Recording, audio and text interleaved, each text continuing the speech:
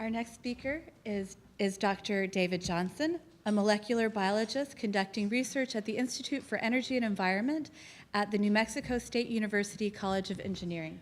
You can change the program, yeah. He facilitates pilot project development and student research in fields ranging from biogas generation, regional mine closures, advanced oxidation processes for Superfund sites, water desalination processes of reverse osmosis and electrodialysis reversal, and biofuel and algae production.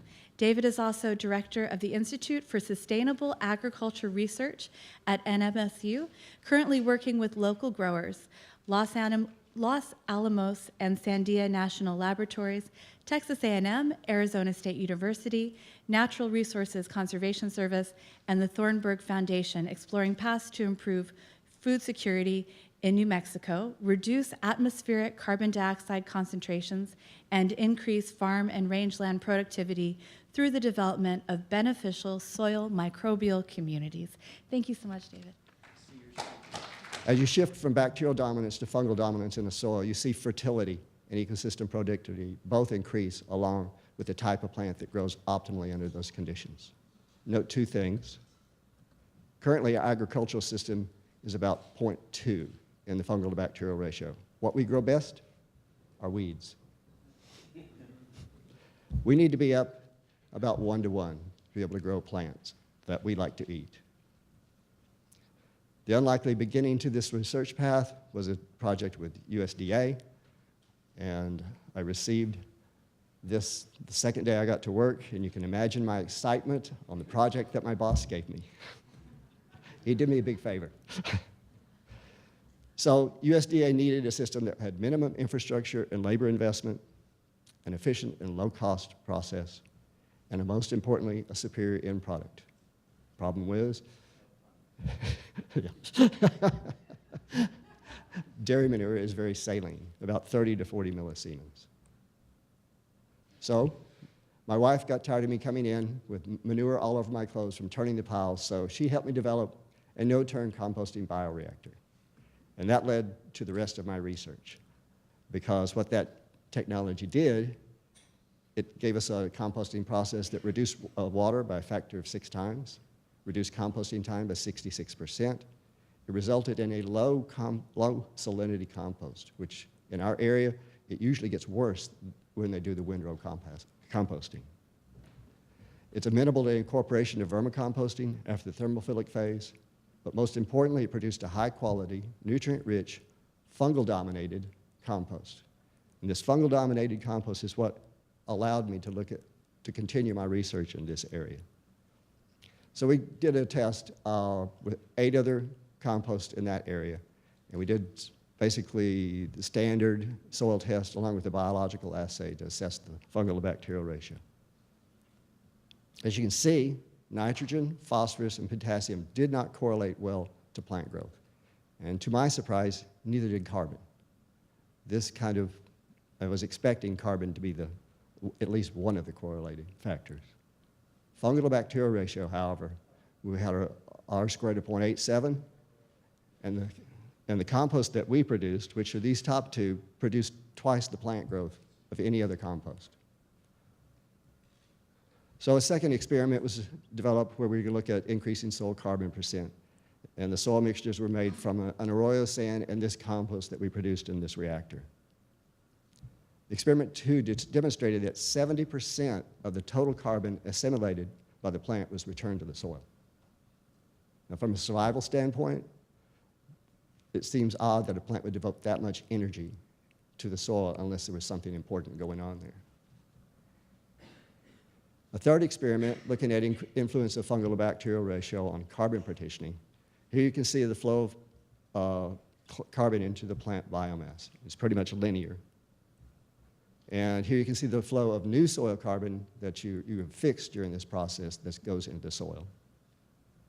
Here is respiration carbon. Putting it all together, you can see that you reach a maximum system carbon capture. And but what's most interesting about this, when you look at the percent of new carbon going into the soil, in a very poor soil, it was 93%.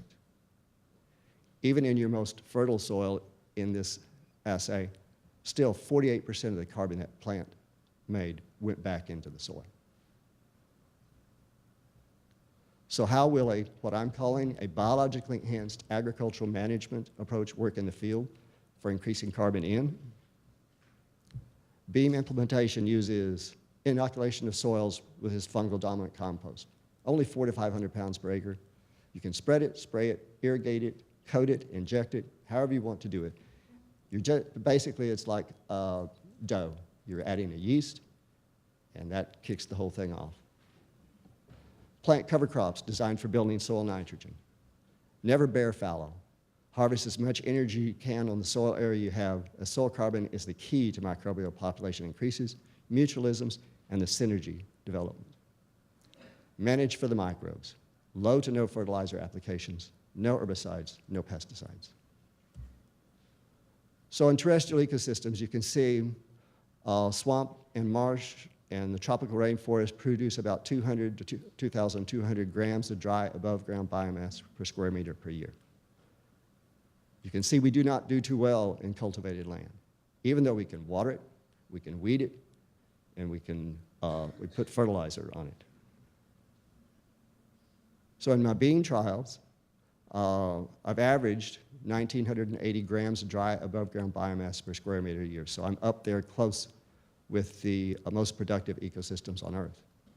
In my advanced bean, I've produced 4,279 grams of biomass.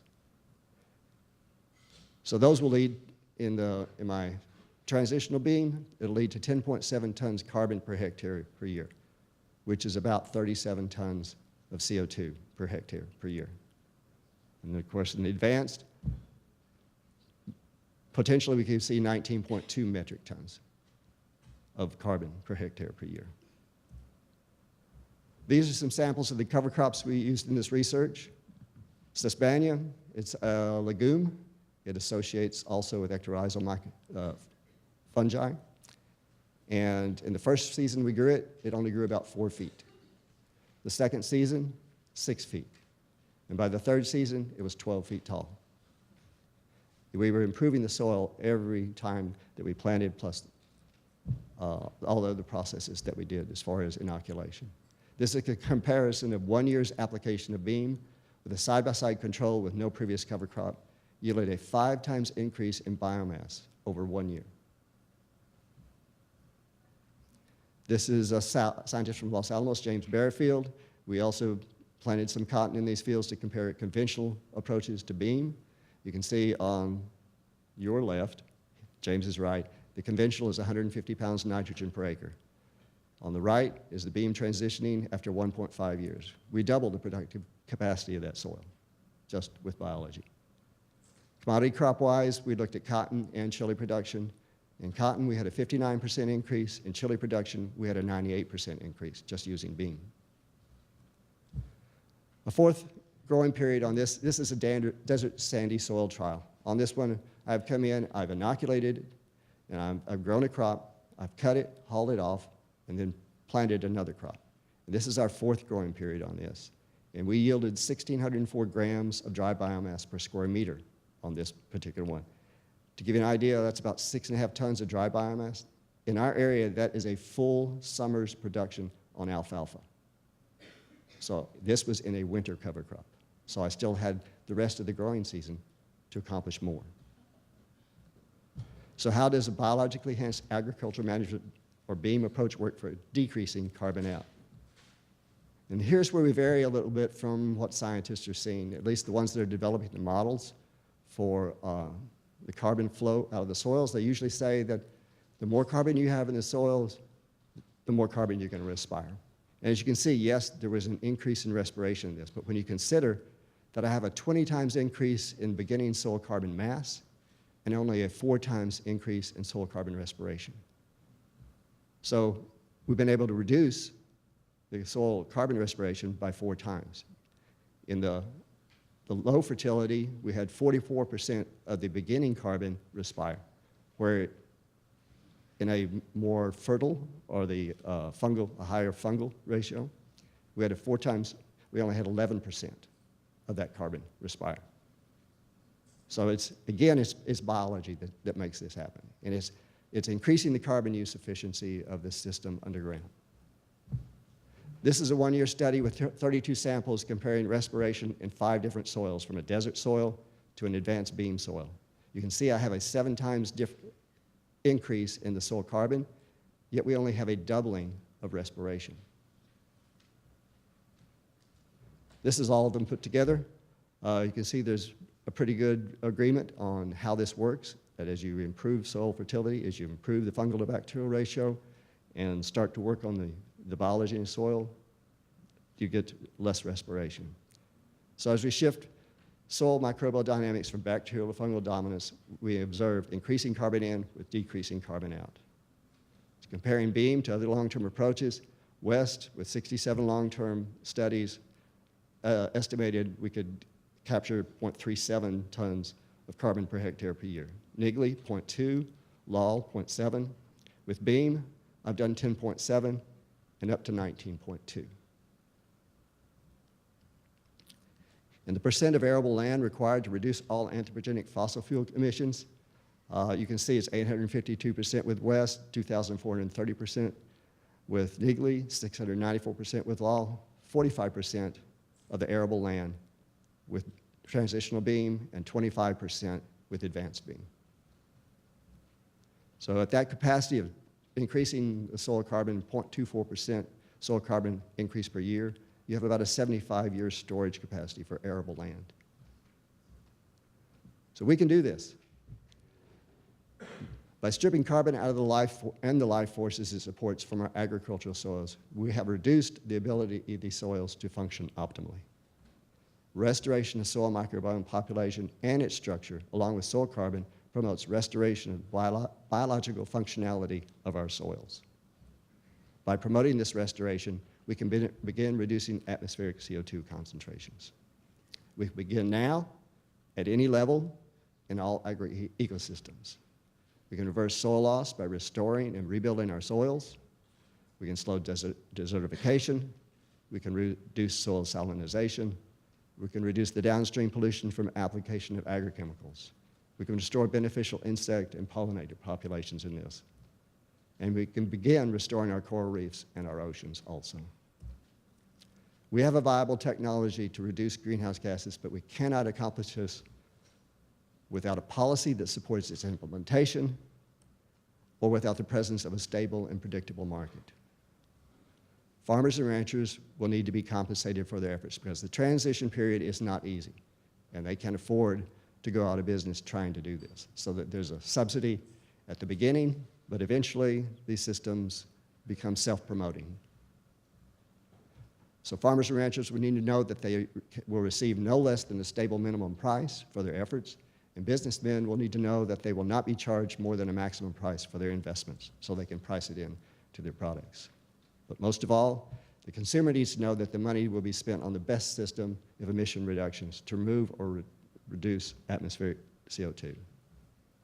This market could be available in EPA's Rule 111D. It requires a mandatory 30% reduction in electrical power plant emissions beginning in 2020. Individual states and power companies are responsible and liable for these. Currently, the wording in Rule 111D does not allow carbon offsets in agri-ecosystems.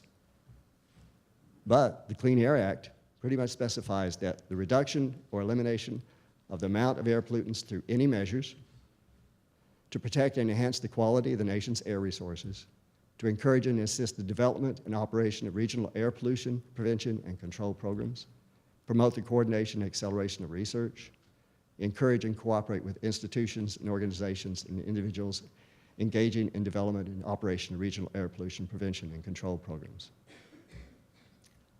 Their criticism is that it deflects effort from abatement. But as Brian Murray from the Nicholas Institute said, he said, in his view, this criticism is misdirected. Deflecting abatement from cap sectors is exactly how offsets work to reduce cost. It should be the overall reductions we are interested in, not where they occur. So the cost of CCS, which is EPA's recommended methodology for reducing CO2, They only usually give you the CapEx cost of what it costs to build it. They don't give the financing, the parasitic loads, the overhead and maintenance, and the transportation and storage. As you can see, that price ranges from $218 to $264 per ton of CO2. And they don't include any profit in there too, and I'm sure there's going to be a profit motive somewhere. If you compare renewables, most renewables are relatively expensive, from $58 to $377. CCS geological, as I said, $218 to $264. CCS enhanced oil recovery, there's no net CO2 sequestered. All that CO2 that's put back into a formation pushes oil out on the other end, and you're burning that oil, you're just displacing where the CO2 comes. RECs are the closest in price, but they depend on renewables.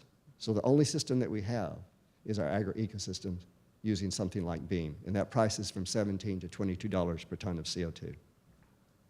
CCS liabilities and geosequestration, migration of injected CO2, unintended leaks, seismic activity, acidification of aquifers, long-term monitoring, no beneficial ecosystem services whatever. BEAM, however, gives ecosystem services that increase soil fertility, water storage in soils, plant water use efficiencies, soil nutrient availability, reduces plowing, reduces fertilizer application, and downstream pollution of streams, lakes, rivers, and coral reefs. It allows farmers to transition to a sustainable and ecosystem-friendly approach to agriculture too. Cost of offsets using ecosystems for carbon capture, a 6% energy surcharge, about 1 cent per kilowatt hour increase in electricity, 15 to 17 cents increase in cost of gas and diesel, or $2.53 for the average plane flight, less than the cost of a drink.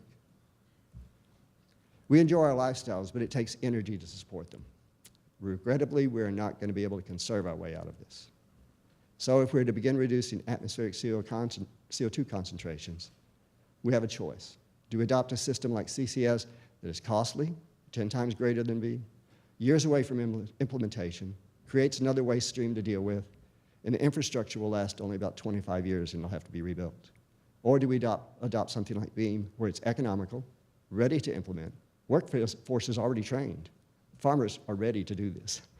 There's multiple co-benefits, we'll eventually become self-promoting, and then we'll continue to capture carbon without further subsidies. That's the most important part. The choice is ours, we must use it wisely.